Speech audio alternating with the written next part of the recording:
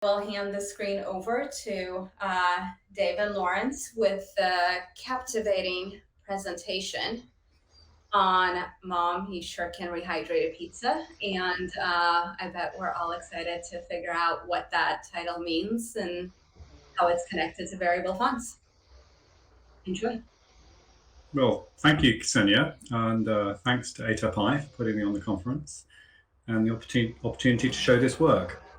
It's work in progress. It's not a finished product. It's far from that, but it's we really want to show the exciting progress we're making so far. The talk is about a proposed update to avar, A-V-A-R, which is a data table in OpenType fonts, and it's involved in variable fonts. We will get unavoidably geeky in parts, but we hope that we show enough practical examples that you understand the benefits of this proposal, even if you don't follow all the mathematics. And what can it do? We're going to tell you straight up front that it'll allow you to distort the design space in new ways. It'll allow you to blend parametric axes.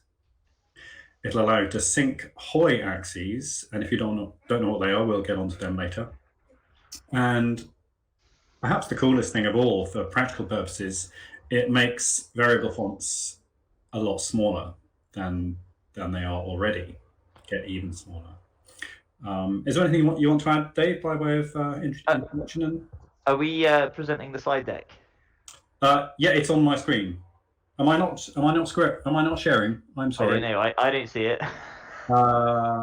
Sorry. There we go. Now I see start screen share. Apologies for that. Everyone see the screen? There we go. Yep. Boom. Okay, so we are updating avar to allow avar to adapt so that variable fonts can do these three key things. And the big win is that they get even smaller than they are already. David, so is there anything you want to add to that before we dive in? No. So I'll speak to the next slide, Dave. Okay, that's off we go. So as Xenia said, we have a funny name for this presentation, and it's an old quote from an old movie, Back to the Future 2.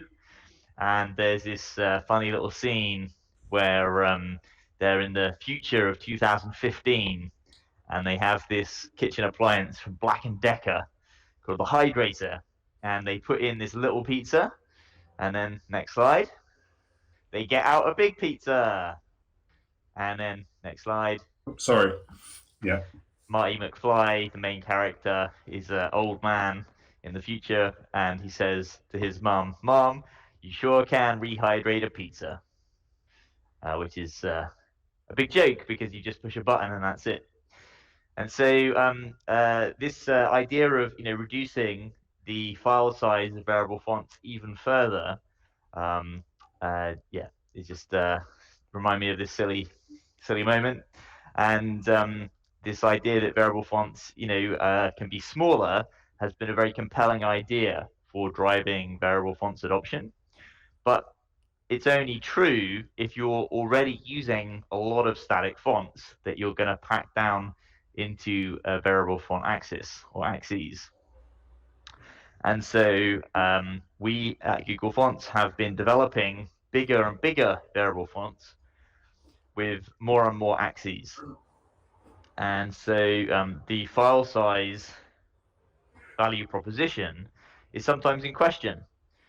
Because sometimes the file size is bigger for a big variable font, and so this ability to distort design space, to blend axes together, especially the parametric axes, and to do things like Hoy in a more efficient way, can produce some pretty big file size impact and file size reduction. So I'm very excited about this, and so I'll hand back to Laurence, who's going to talk a little bit about the history of how we got here, and then at the end we're going to talk about again these benefits and reveal the surprising results that we're seeing from there are early explorations of this avar 2 technology. Yeah, thanks, Dave.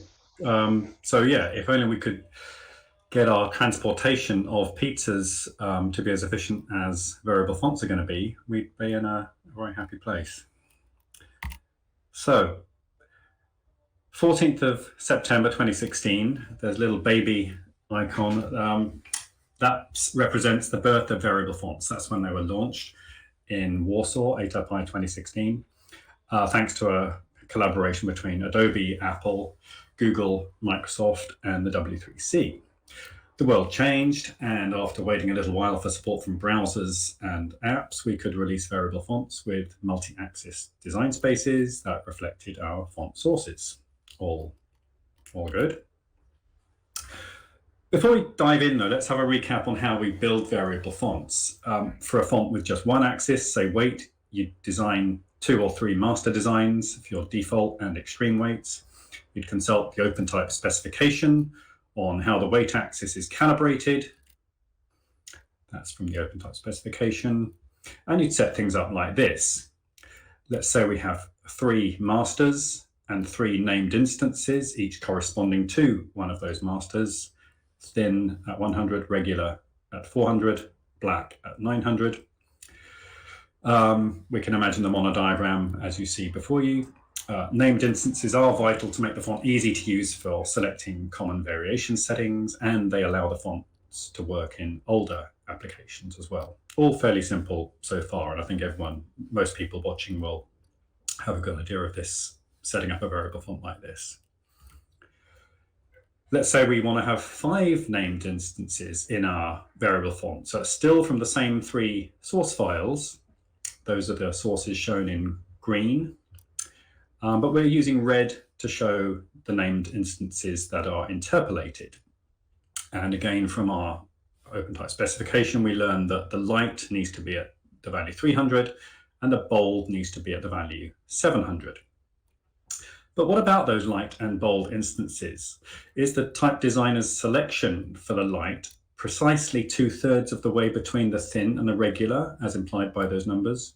Is the bold precisely 3/5 of the way between regular and black? Very likely not. Type designers naturally expect flexibility in where exactly these styles should be instantiated. Let's say a type designer wants the bold instantiated at weight 590 instead of weight 700. Well, there are 3 choices. So the first choice is to ignore the OpenType specification and simply place the bold at 590 instead of 700. There's a serious disadvantage in that users, apps, and CSS expect 700 for the bold. Second choice would be to add a bold master at weight 700, so just faking the fact that it was at 590 to fix the appearance. The disadvantage there is that it adds significant data to the final font file. Not only that, it adds a burden to maintaining your sources. You've got to keep more source files in sync if you change the design of one glyph.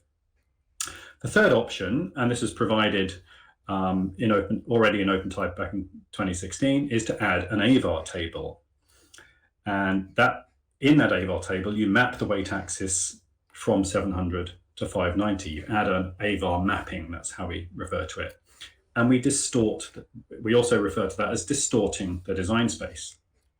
And it gives us a success. The font file remains small and the bold is the right visual weight. Not only right visual weight, but the right numeric weight as well. So it works correctly in applications.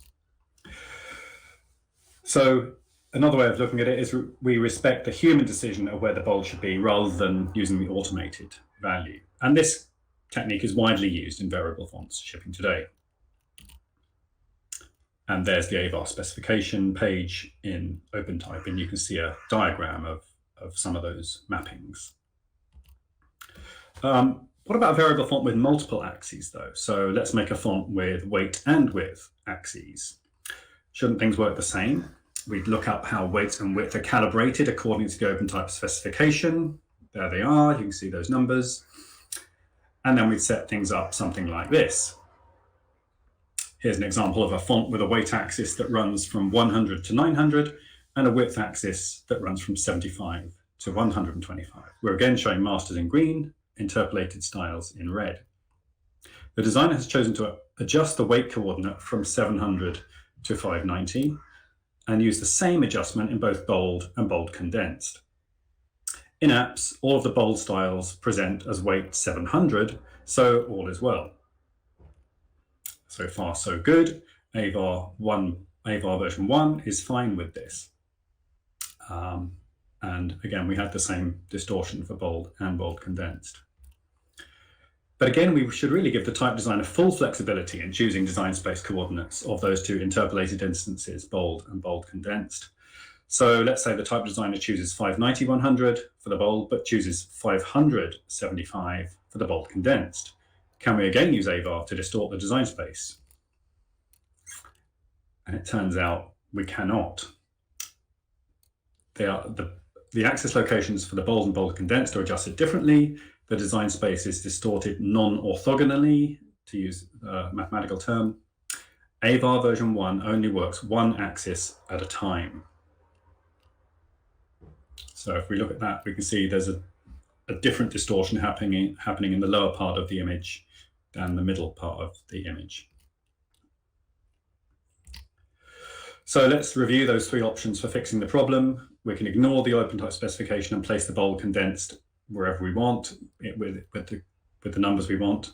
Disadvantage, users, apps, and CSS still expect 775 for the bold condensed.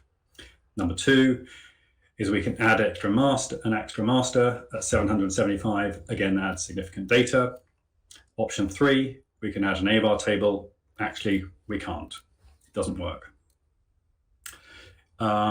It turns out that option 2 is more complicated still, because as well as the master at 775, we must add a master. We have to add additional masters to the design space to keep the OpenType variations mathematics happy. So even more data added to the file. The correct result, but at a significant cost. And again, this is how many fonts are made today, with rather extra data that we don't think really needs to be there. And again, the burden on source code maintenance should be obvious. Adam Twadok put it quite nicely in a GitHub thread a couple of years ago. You can have any design space you want, but that's not necessarily what needs to go into the font. The variable font has a production design space, and the current technology kind of requires that it's all orthogonal. The avar table can skew the mapping a bit, but it does it uniformly per axis. And that option 2 is widely used, as I said. And I'm just going to show you how many extra masters we might need in this little sequence of diagrams. So here's we call this a normalized design space with the default at 0, 0, and the extreme of one axis at 1, 0, the extreme of the other axis at 0, 1. Doesn't matter if there's a master at 1, 1 or not for this particular example. Let's say we want to add a master here to control the design space in this region. Turns out we need 2 extra supporting masters so that the variation maths handles the region around it well. So to fix a distortion in one place, we need to add 3 masters in this 2-axis design space. And one way to think about it, all these extra masters needed, again, thanks for Adam for this very nice metaphor, is imagining a chess rook needs to be able to move from the default to those masters. So either that way or this way. So we have to add those masters that allow the rook to move in those ways. Here's a genuine example I pulled from GitHub, thanks to Wei Huang for this example. Again, it's just a 2-axis font, but look at all those instances that the designer requires in the font, and look at that distortion over on the left-hand side. This will result in lots and lots of extra masters, which are going to add a lot to the final font file size and make source maintenance a real pain. That's a screenshot from Superpalator, by the way. So we have this compromise. Either place names instances where they really are in the design space and confuse users and applications. And again, that's that option has the benefit of saving space, but it comes with these issues. Or we add extra master designs to keep users and applications happy. Font file size increases. And one way of expressing it is to start talking about axis interdependence. Rob McCorn of Microsoft expressed this problem very nicely in April 2016. So this is actually a few months before OpenType variations went public. So he writes, type designers observe that axes may not be completely independent. In particular, with default axis scale normalization and gvar, different interpolated instances for a fixed value on one axis while values on other axes change may be perceived as not being consistent in regard to that axis. The desired outcome is that the font's axes should feel independent with the normalization process, producing interpolated outlines that feel right to the font designer. So it's about human feel. That weight axis should feel like a smooth progression wherever we are in width, optical size, or any other axis. And it's the same for those other axes. Width, moving, sliding, doing a width slider should feel like you're just adjusting the width to the human designer choosing a font. So in other words, what we need is to make axes feel independent. We need to make them interdependent. So it's a kind of paradox. To make something feel independent, we need to actually give them some dependency between themselves. So axes need to be able to interact with each other. So how do we make axes interact? Here's a general case it's a little mathematical formula of how we would make the transformed version of an axis, so the dependent version of an axis, reliant or dependent on other axis settings. So in this list of formulas, the A0 prime is the transformed value of the axis A0. And so you add to that a function of all the other axes.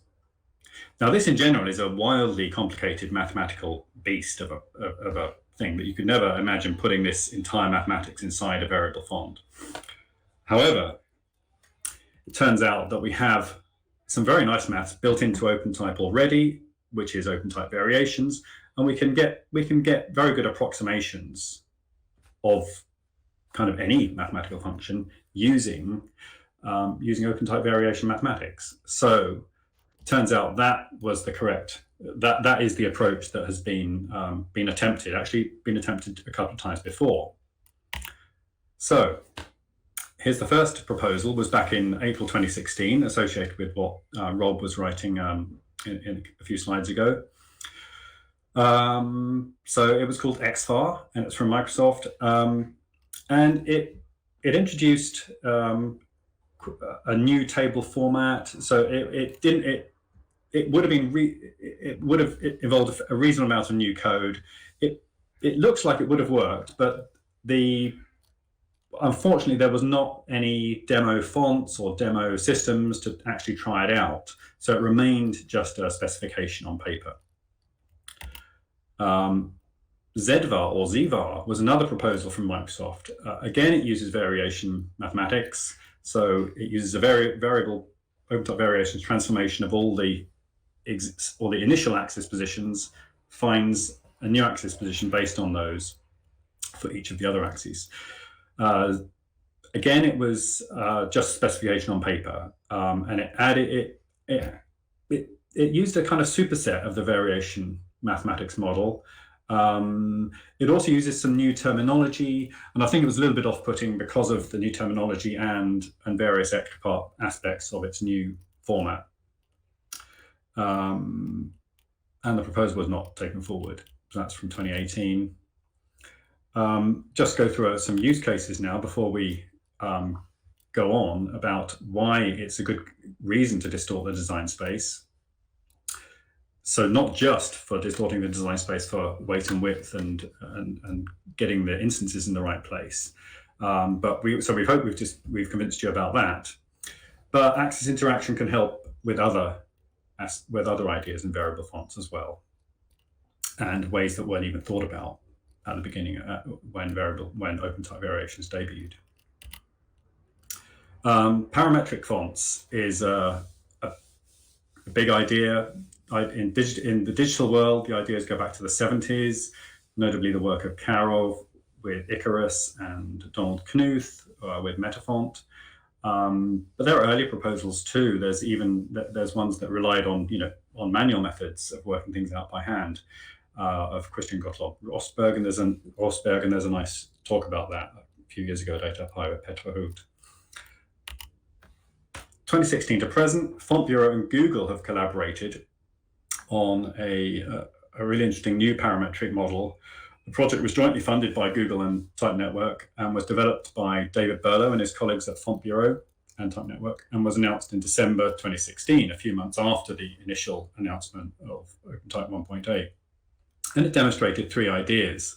First, that a font can use parametric axes to control highly specific measurements in a font, such as the width of vertical stems, the X height, the cap height, etc., all measured in font units or normalized font units. So everything is assumed to have a units per M of 1,000. Then we have the idea of user axes. So these are things that are friendly to the user: weight, width, optical size, and grade. And so they provide traditional axes for users. Also, that there should be some kind of mechanism for the user axes to speak to the parametric axes. Now, OpenType variations didn't have such a mechanism, well, still doesn't at present. So, so parametric fonts were not able to reach their full potential. And if you did make the user axes work well, then the font was burdened and was a very large, unwieldy font. So here's some slides of Amstervar and Roboflex showing the announcement slide and a nice video you can watch, and their GitHub repositories, both of which are very active. So that's the key question. How do we link those nice friendly axes on the left to those somewhat scary parametric axes on the right? And any font that's delivered to users, you can actually hide those axes on the right. You don't need to. Most fonts that have been released recently hide those axes on the right, and that's quite right. That doesn't solve the problem of how the friendly axes talk to the parametric axes. So Amstervar was released with user axes that work like normal by interpolating between masters. But those masters were duplicate data, as their shapes were already defined on the parametric axes. Such a blended font can exist without its parametric axes at all, but then it loses its ability to be fine-tuned parametrically and is much larger in data size than ideal. So how much larger are these blended fonts? The next collaboration between Google and Font Bureau was Roboflex, which is available on Google Fonts today, that also has 5 traditional user axes and 8 parametric axes. And this results in a font file of around 1.6 megabytes. The current web font file size median, real fonts out there on real websites, is around 20 kilobytes. So you see the issue. Roboflex therefore requires extreme care when used as a web font. You should subset the axes, subset the characters to bring it down to a more typical size. As you're probably realizing, axis interaction by means of OpenType variations maths works wonderfully on parametric fonts. With an avar 2 table, both synthetic user axes and parametric axes are included in the font. On their own, the synthetic axes do nothing. Technically, there is no gvar data associated with them at all. However, once linked to the parametric axes by avar 2, the font behaves exactly as one would wish, both for users who want traditional axes of weight, width, and optical size, and for users who need fine-tuned parametric control. And we've built test fonts for Roboflex and Amstervar, and we can report huge size savings.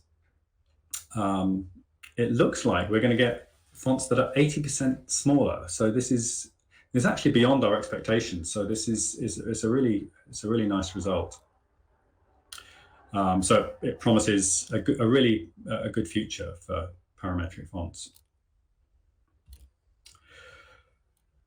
Another use case, Hoi fonts. In April 2018, Underware wowed the font geeks assembled at the ToDo Labs conference in Berlin with the use of OpenType variations that nobody else had foreseen, the ability to interpolate points along curved lines rather than straight lines. Technically, they achieved this by coding the font's master designs in a novel way and requiring that multiple axes are adjusted synchronously. They went on to demonstrate beautiful animations of glyphs being drawn, as well as practical solutions for various situations in normal type design, where interpolation is nonlinear. We don't have time to describe Hoi in detail, but we highly recommend you follow the links and watch the videos. One practical hurdle for users is the requirement to keep axes in sync at all times. And some neat solutions were presented for that too, however, involving naming all synced axes identically. For a general solution to nonlinear fonts without that axis naming requirement, we can also turn to avar V2. One master axis controls several subsidiary axes. By the way, a year before they presented Hoi, Underware presented their unique take on parametric fonts, what they call a super font with super sliders, a similar concept to what we're calling synthetic axes. I haven't got time to go into that, but do check out their amazing ToDo Labs 2017 talk for more. I'll put the links out afterwards. Final use case, we're calling it design space fences. And it's the idea that some complex design spaces allow fonts to get a bit too complicated, and especially fonts with many axes, it's a little bit too easy to get to a zone in the design space that was never intended to be used. But even 2-axis weight and width fonts often have zones that the type designer doesn't approve of. Here's one. Adrian Frudiger decided not to design styles that were very wide and very light at the top left, or very narrow and very heavy at the bottom right. The space, that design space in that famous Underware diagram, is empty in those zones. Should the type designer be forced to release designs that he or she doesn't like? I don't think so. Here's an example from Lucas de Groot, a practical problem he was facing a couple of years ago that he presented in a talk in Berlin. So I'll let his words speak for itself. His variable font has 9 masters and 2 axes, the regular in the middle there. His 6-point design, he wants one small optical size design to exist only in the regular weight. Again, that's his choice. But if he wants that to happen, he has to duplicate 8 masters. So that's a lot of extra data in the font, a lot of data to keep in sync in his sources. It's not nice, ouch, as he says. What he wants to happen is that everything should tend to that 6-point regular master, whatever the settings on those other axes. And that's hard to do in current variable fonts. Well, we can do it with interdependent axes. So we have all these use cases for axis independence: design space distortion, practical parametric fonts, Hoi, and design space fences, and a very small file size to boot. So finally, I'm getting around to introducing avar version 2. Devised by Bedard Svobod in 2017, presented more formally in 2019, and finally demonstrated with real fonts in 2022. And we're calling it simply avar version 2 or avar 2. It uses OpenType variations maths, so lots of that code, in fact, nearly all of that code is already inside OpenType variations renderers. So the common ground between those 3 proposals recognizes that the maths of OpenType variations is sufficient to represent what we want to do.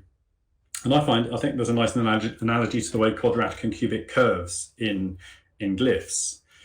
They represent at least approximately well enough all the curves that we might want to draw, even though mathematically there are millions of other curves that are not strictly representable as quadratic and cubic.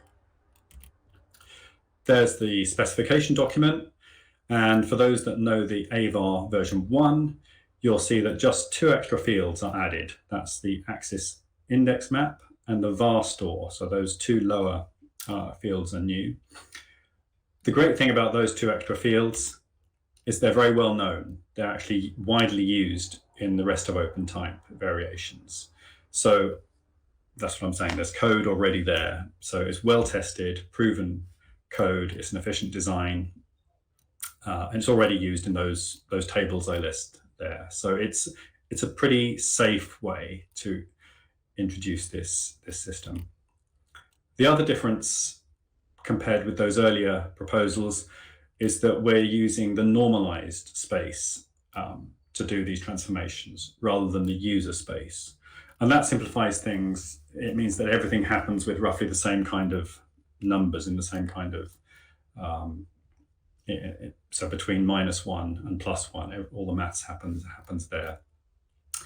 And even though, for those who are getting very picky and know their item variation store formats, item variation store works on 16-bit integers, but we can still treat them as 16-bit integers even though they're representing numbers between -1 and 1 by dividing the result by 16384 after interpolation. So, summary of avar 2. It uses OpenType variations maths. Transformations take place in the normalized space. For each axis, a set of interpolated deltas is calculated based on the initial locations of all axes. And again, that's very similar to how the mvar or the hvar table works. Those delta values are added to the current value. And the one extra step that we clamp the result to the range -1, 1 to make sure we don't get any unintended effects. And then everything else that happens downstream of that uses those transformed axis values. So the only time those user input values are used is as input to avar 2. The result of that is used everywhere else in the gvar table, in mvar, hvar, all those other tables. We use the transformed axis values. There's a diagram, so we get the input values, normalize, do the avar 1 transform. By the way, the avar 1 transform is still there. Do the avar 2 transform, clamp the new values to -1, 1, and then use those values subsequently. So there's a little table there how they compare those 3 proposals. And probably the biggest difference is that entry at the bottom right. Yes, there are demo fonts, and yes, there are prototype systems. So Amstervar, avar 2, this is our experimental avar 2 font. Uses an avar 2 table, has some rough edges. Tooling is still at an early stage, but we're happy to show progress. We built Roboflex as well. That's not quite ready to show, but the huge savings are already evident in file size. And I'll just show Amstervar avar 2 in Font Goggles, which, as many of you know, is the wonderful font demo app from Jus van Rossum. Is that going to play on its own? Do I need to click it? There we are.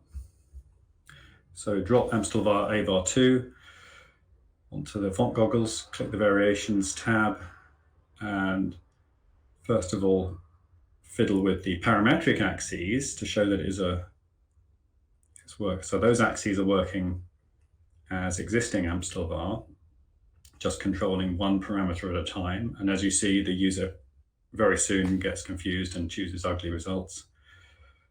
I just reset all the axes, and now I'm choosing what we call the synthetic axes. Now those axes are controlling those parametric axes behind the scenes. Notice that the sliders for those parametric axes don't move, and this is correct, as Font Goggles is showing the input values to those axes, not the transformed values from avar 2, which remain internal. Oh, is this going again? Let me, maybe you'd like to see that again. So first of all, we're adjusting parametric axes.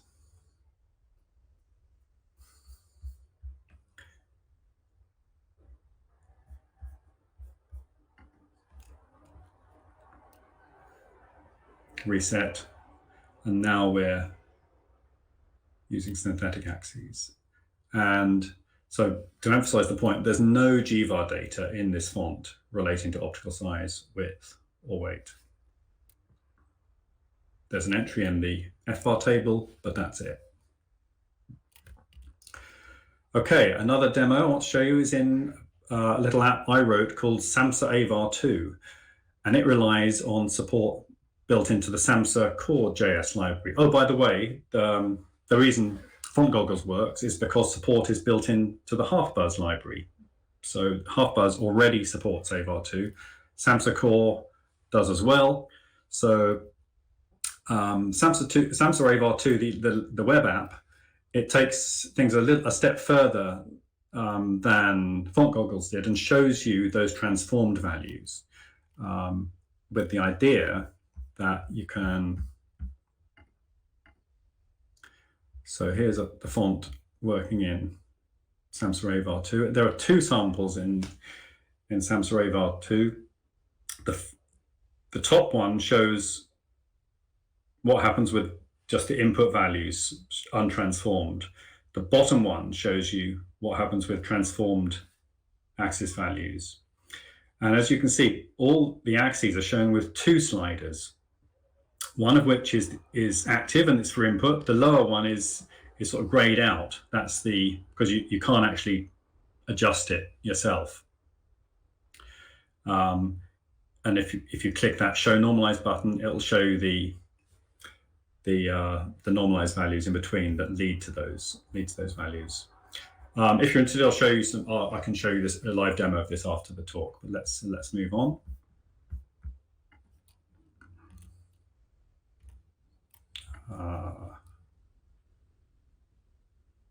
So here, well, let's show it one more time. So this is showing the parametric axes, reset, and now let's use the synthetic axes. And as you can see, each synthetic axis, as it moves, you can see this little ghostly sliders moving up in the extra and exopaque axes, and they're being controlled via avar 2.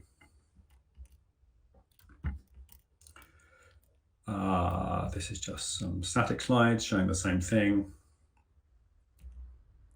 And that slide shows those intermediate steps between the input and the second slider.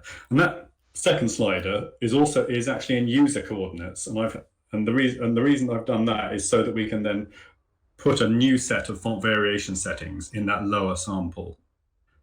The actual variable font engine, the avar 2 engine, doesn't expose those values to the user. So but my JavaScript does, and so that's how we're able to get a kind of polyfill, a kind of pseudo avar 2 that could in theory work in existing browsers. Well, it does work in this existing browser.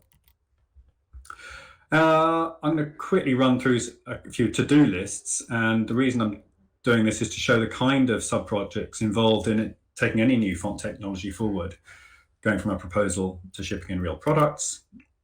Specification is done. System implementations, HalfBars is done. Free type, there's a patch ready for use. JavaScript, I've done an implementation in Samsa. Apple, Windows, Adobe, still to be done. Android and Linux, in theory deployable thanks to its presence in free type. Font Tools world, well, a fair few things to do there to make this table, this idea fully supported. I won't go through each of them individually. Apps for testing fonts, there are two already. Font editors, other tools. There's a fair bit to be done before this is fully supported, but we're getting there. That's the message. The nice thing is that app support will come automatically with the system implementations. Some demo fonts still to be done. It'd be nice to get a full set of demo fonts. The benefits, 80% savings. So we're recapping now. Big savings in design space. Distortion makes powerful fonts usable as web fonts. Hoy fonts work without duplication axis names. and simpler font development. We don't need to create and maintain all those extra masters in order to distort the design space. And design spaces can be safer, constrained to the useful instances. And the practical examples of Roboflex, look at that size saving. Any engineer, especially those that serve terabytes of data a second, are going to be very excited by those numbers. They're really, really big. Dave, do you want to mention something about Sophia and Sophia stands? Sure thing. Yeah. So, thank you, Laurence. It's been a great tour of all of the technical details of how this works.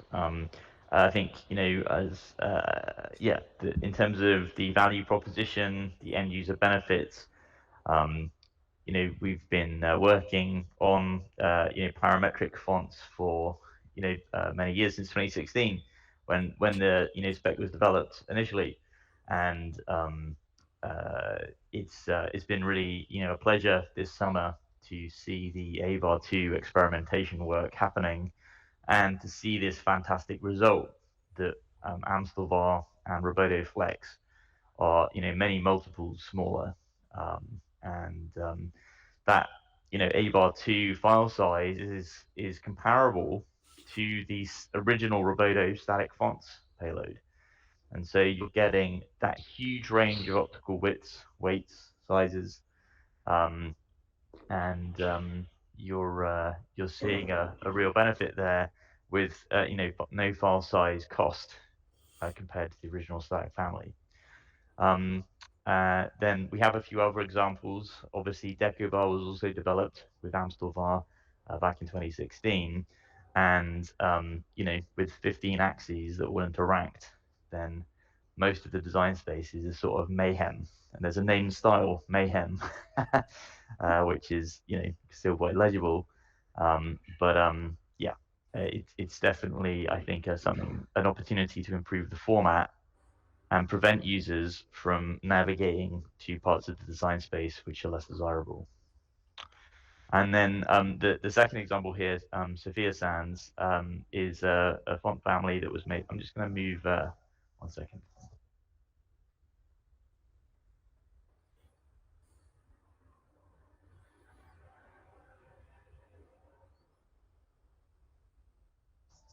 Somebody came in the gym at 6:45 a.m. here.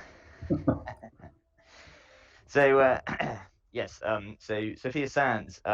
Sophia Sans is a great project, and is a typeface that was developed for the city of Sofia in Bulgaria for their sort of civic signage, road signs and bus stops and so on. I think all the city's branding, and so has a very strong legacy. And so the design space has been set up in the way which Laurence presented at the beginning of the presentation, where the condensed widths, weights are different to the normal widths, weights. And this has become a very practical problem for the Google Fonts team to ship the Sophia Sans family as a variable font, because of that very strong need to maintain consistency with the previous static fonts release. And the practical solution to this will be to publish separate widths, each with a weight axis, because it's simply not possible with the technology today to ship the family as it needs to be. And most of the families that we've shipped with weight and width axes have a design which is somewhat compromised, because it's fitting the design into the way the current technology works. And so, these three font families, only one of them has been shipped in the Google Fonts product so far, because of these problems with the format, which have yet to be addressed. And Roboflex has shipped, but with this very large file size. And of course, using the Google Fonts API takes care of some of those practical issues, which Laurence touched on, in terms of subsetting the font into Unicode range subsets, so that you only transfer the data that you need to use your page. And the API, also subsets the axes, so you opt into each axis. and therefore you don't transfer data for axes you're not using sort of by design. But for anybody self-hosting a font, then they'll have to take care of all of that themselves. And indeed, self-hosting is increasingly popular. So yeah, I think we have these clear examples of real-world, practical problems which the AVAR 2 technology is going to solve in a very good way. And so yeah, I think we're now at the stage where over the next year or so, we should be discussing with other implementations and working through the standards process to make this a part of the official OpenType and ISO MPEG open font format standards. This is really the purpose of our presentation today is to start socializing and getting the discussion going about this technology, which is being demonstrated in HalfBuzz and SAMSA and some other implementations. Thanks, Dave. Yeah, well, I think we'll bring it to a close there. I hope people who didn't get the maths will have been following along and appreciating the practical benefits, of which there are many. So let's throw it open for questions right away. Yeah, thanks for listening. Thank you. So let's just going to the question section. Siva Kalyan asks, are there constraints on the functions that can be implemented? For example, do they have to be monotonic, continuous, piecewise linear? Well, yes, there are significant constraints. However, as I mentioned, that just as you can represent any kind of curve, you can approximate it pretty closely using quadratic and cubic curves and straight lines. You can get very, very close enough for the purpose of typeface design by representing it in variation maths. And it's a bit fiddly. I haven't got time to explain how variation maths works, but it's it kind of is linear, but there are sort of combinations of the linear that can make it quadratic and cubic and any order you like. That Underware explained very well, but that's built into the OpenType format, so you can have these interesting polynomials that approximate other curves very, very nicely.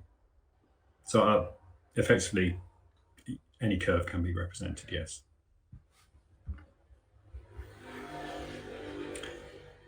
Any other questions? Let's put them in if you can put them in the Q&A section, that would be helpful, because there's quite a lot of text in the chat section. Thomas Finney is saying he's a big fan of fences. That's good. That's good to hear.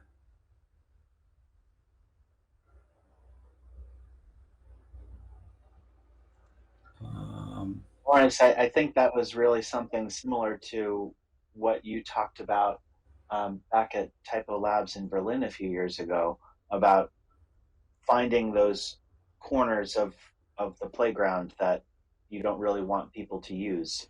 Yeah, well, thanks for remembering that, Jason. Yeah, I did talk about fences in Berlin, and I worked out a hack that you could use the feature variations inside built into variable fonts to switch to a not def glyph, which would then fall back to your fallback font. But anyway, that was a hack that I enjoyed working on. But it's great. There's ways to constrain things now.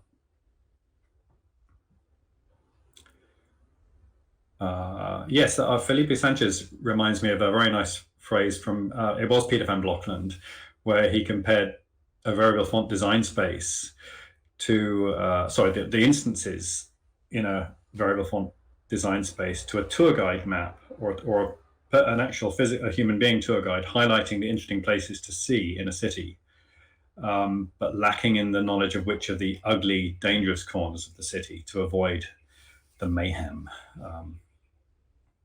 I think that was a nice metaphor. It's your guide. Well, So these speaking of AVAR data, constitute a kind of tour guide, a kind of navigation system. So actually, Laurence, I'm sorry. Actually, there was one thing I wanted to add. Actually, just thinking about it. Can I share my screen here, or could you go to the Font Bureau variationsguide.typenetwork.com site?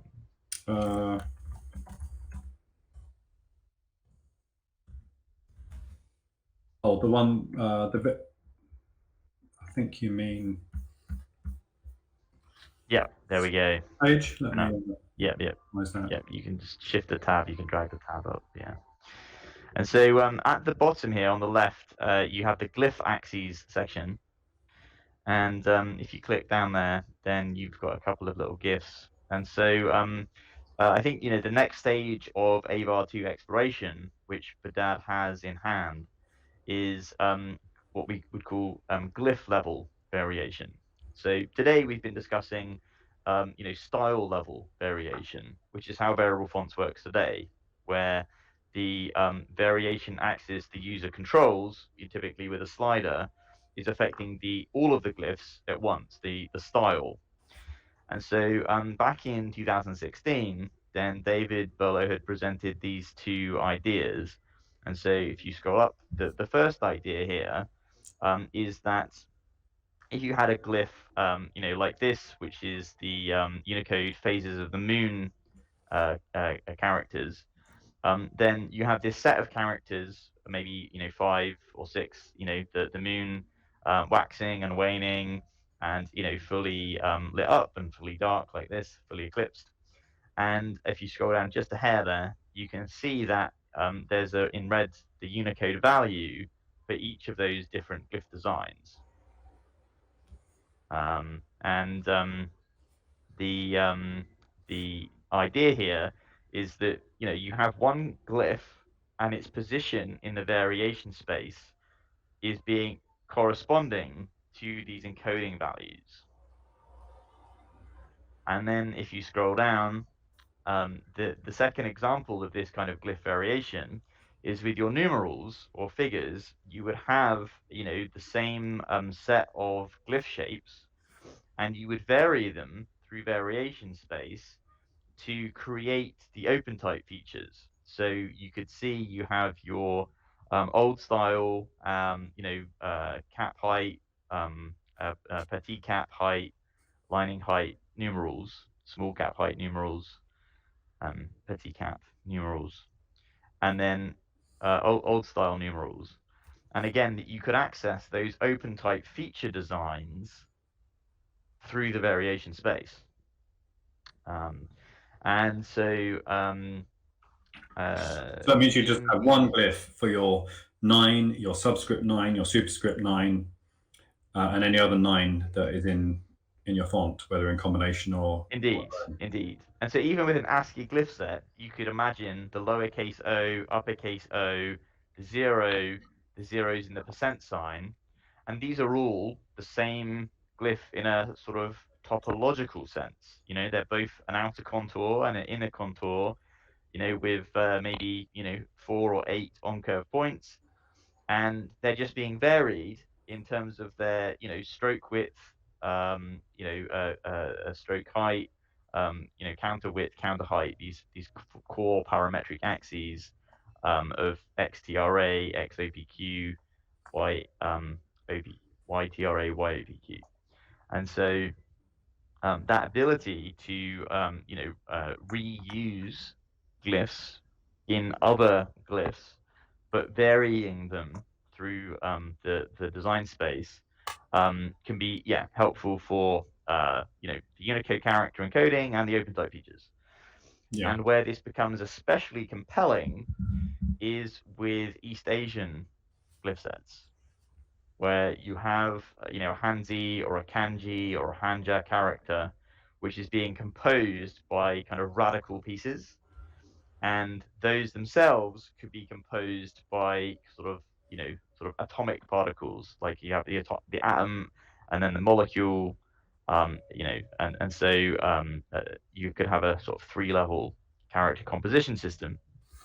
And indeed, Black Foundry have been working on East Asian typeface with Google and developing new font development authoring tools, which they presented earlier this year at the Typographics Type Lab.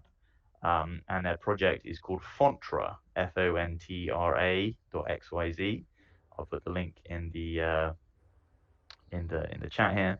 And so this is exactly that kind of glyph composition system. Glyphs app has smart components, which is very similar, as does FontLab. The latest version of FontLab 8, I think. FontLab 6 onwards has had this kind of thing as well. And so I think that's sort of the next phase for Avar 2 is to represent glyph level variation as well as style level variation. And again, this is ideas that have been kicking around since 2016, and I think these can provide very powerful file size reductions, in addition to improved expressivity and improved fine tuning of typography. Okay, Dave, it's coming up to the hour now. I think we probably should wrap up.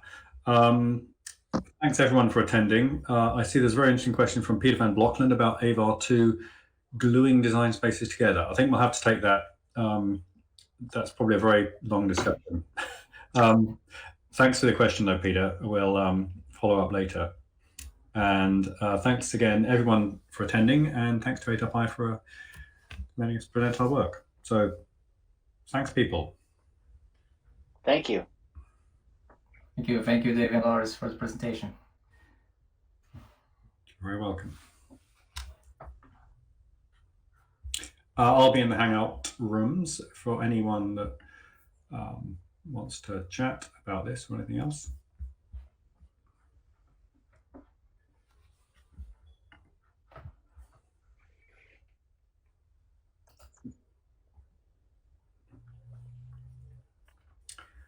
Okay.